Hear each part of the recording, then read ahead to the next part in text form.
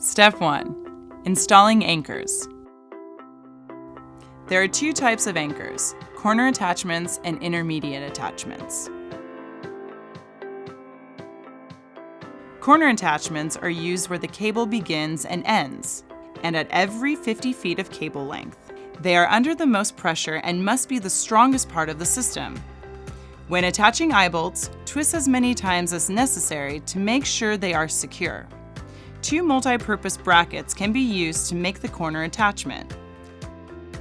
Simply place the two curved ends together so the holes line up. Intermediate attachments hold the cable to the structure. They must be installed every 1.5 feet between the corner attachments. You can use your drill as a measuring tool. Net spikes or multi-purpose brackets are recommended for concrete or wood surfaces.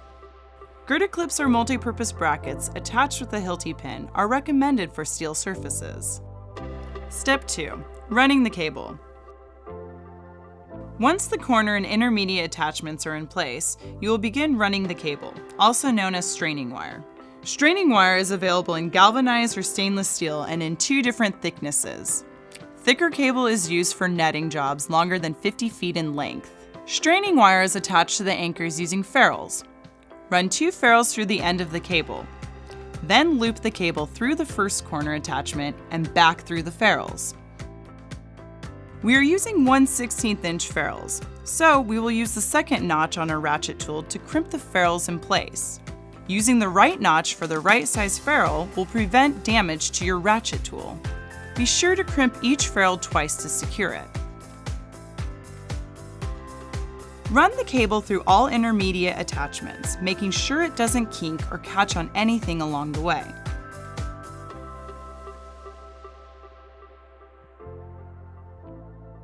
When you get to the end of one side, you will attach it to a turnbuckle. Turnbuckles are used to tighten the wire. Make sure the turnbuckle is all the way open before securing. Using ferrules just as you did on the first corner, loop the end of the cable through the ring on the turnbuckle, back through the ferrules, and pull the cable until it is as tight as you can make it. Crimp the ferrules, then rotate the turnbuckle to tighten it further. The cable should be tight and unbending, similar to the string on a guitar. Repeat this process for each side. Step 3. Hog ringing.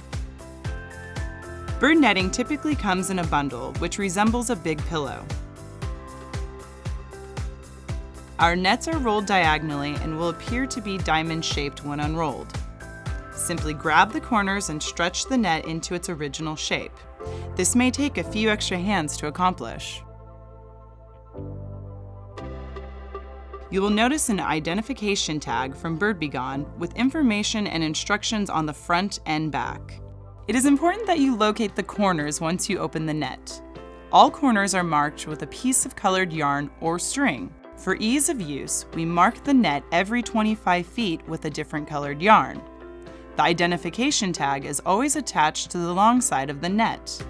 So if your net is a rectangle, this would be the long side, and this would be the short side. Once your perimeter is established, netting is attached to the cable using a hog ring tool. This tool loops a metal ring around the net and the cable. Make sure you hog ring the netting right onto the turnbuckles as well. This prevents birds from getting in. Start on one corner and hog ring in a straight line, leaving 2 to 4 squares of excess mesh. Irregular layouts may require more excess mesh. Take care to stay on the same row of mesh or your netting will be uneven at the end. Proceed for about 3 feet on one side, then return to the corner and hog ring the net in the other direction.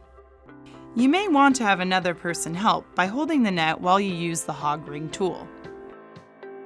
Bird Be Gone offers 2 types of manual hog ring tools and 2 types of pneumatic tools that you can use according to your preference. When using 3/4 inch netting, apply a hog ring to every other square. Finish an entire side first, and then move along to complete the installation on the remaining sides. Once installed, trim the excess netting and inspect all attachments for strength.